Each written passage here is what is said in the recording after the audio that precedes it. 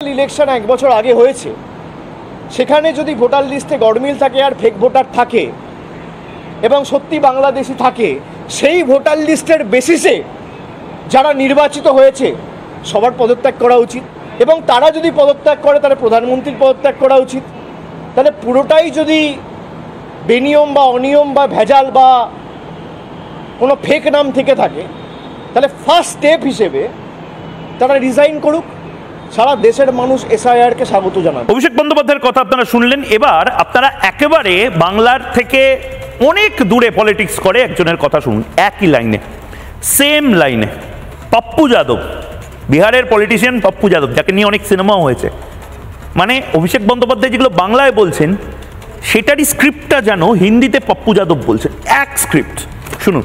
Voter list गलत थे तो उस वोटर लिस्ट पर लोकसभा का चुनाव हुआ तो सबसे पहले लोकसभा भंग हो, और लोकसभा भंग हो, प्रधानमंत्री रिजाइन करे, उसके बाद एसआईआर करवा ले पूरे देश का, तब फिर से चुनाव हो और फिर से हम लोग चुनाव में चले।